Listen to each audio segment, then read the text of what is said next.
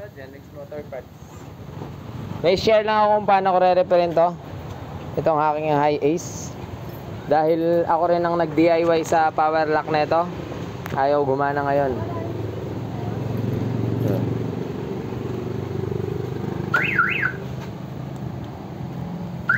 Ayaw niya mag-lock na ganun. Yan. So, ako lang din yung gumawa dyan. Ipakita ko lang kung paano ko siya re-repairin. Kung ano yung mga posibleng trouble kapag ganito. Kasi wala naman talagang power lock ang mga high ace. So, pinulas ko na. Una ito. Ito yung medyo mahirap dyan. Yan. Kasi yan, kailangan mo masungkit ito para ma-unlock ang handle ng window. Dahil di rin naman power window yan. Di manual lang na ganyan. Tapos, ito, pwedeng bunutin ng kamay lang. Yan. Kung nakita mo, may mga clip. Ayan. Tatlo, nakabound dito. Tapos, may screw dito. Phillips ang gamit. Labo naman itong cellphone na to. Ayun. Tapos, meron ding dalawa din eh. Ayan to. Ito sila. Gamit ang Phillips screw.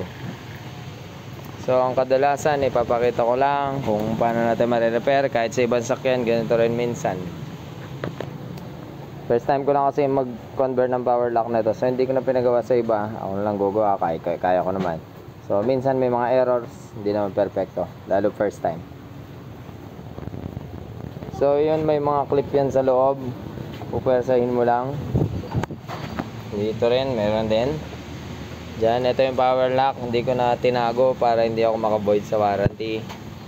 Kasi pag bumutas ka doon, magkakaproblema tayo. So, naghang lang ako dito. Okay din naman. Wala naman problema. Yan. Janica, bidyain mo na ako. Tingnan mo. Yan yung mekaniko. Tingnan mo yung mekaniko. Parang blurred siya eh. Ayan, okay. Yung mekaniko. Formal. Ano ka? Ticket din ako eh.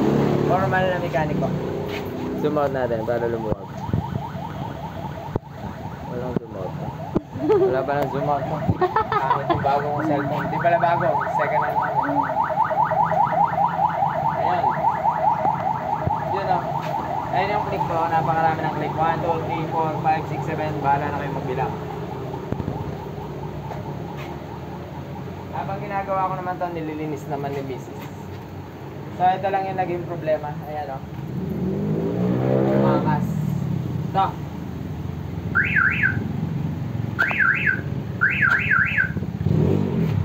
Tumakas siya dun sa pinaglagyan ko dati.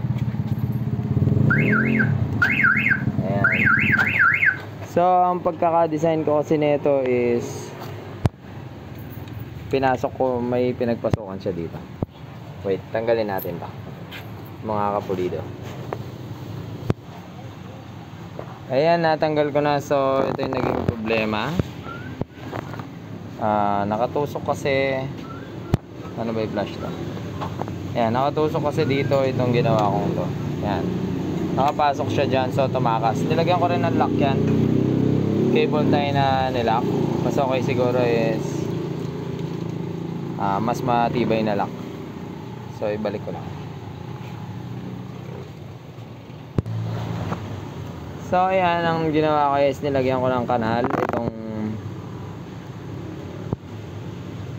yung bakal, yung rod na itong solenoid actuator. Para kapag nilagyan natin ng cable tie, maglalak siya dun. Impossible na siyang lalabas, mga kapulido. So, yun, ibabalik ko lang dito sa ginawa kong pasukan niya. Tapos i-cable tie natin, sabayin pa natin na show glue. Let's go. So ayan, naibalik ko na nga. Ayan na yung pinaka-design ng ginawa ko noon.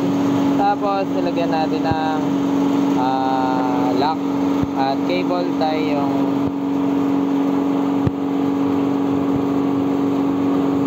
pinagpasukan. Nagbuha kasi ako ng pasukan nito para siyang magsisilbing magtutulak at mag-iila dito like that, like this. Yan. So ibabalik ko muna tapos tingnan natin kung okay na. Alright, at okay na nga, nailagay na natin, pwesto na rin natin yan mga kapulido. So testing na natin kung okay na ulit at sigurado hindi na yan matatanggal. Yun o. So ito lang yung naging diskarte kong sarili kung paano ko malalagyan ng power lock ito dito siya pinwesto. So yan, perfect na pwesto. Medyo sumablay lang ako dito pero yung sa driver side okay naman. So ibalik na lang natin, then tingnan natin kung okay na. Tukan mo. Tukan mo kumain. Yan, ilalagay na natin to.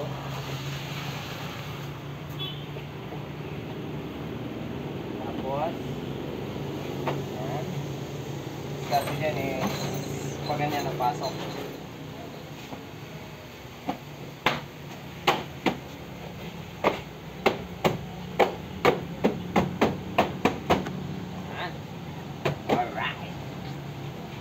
Tapos ito, plug and play na lang to. Tutulak mo na lang basta may balik mo yung lock. Kailangan pareho sila. Yun.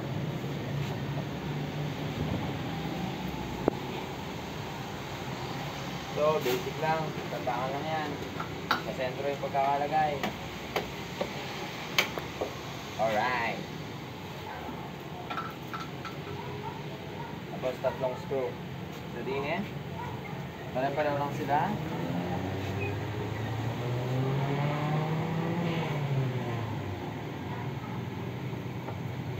Isa din eh, ay dalawa din eh.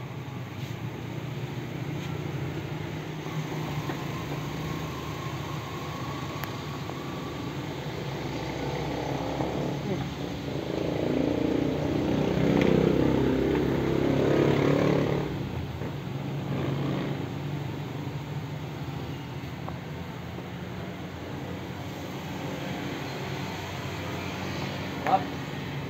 Tingnan natin. Lapit ka man. Kamaya ka dyan. Testingin na natin ang lock na yan. Kung okay na ba. Unlock. Lock. Unlock. Lock. Sigurado at pulido mga kapulido. Salamat po sa panonood. Okay na. Pulidong gawa at Genix.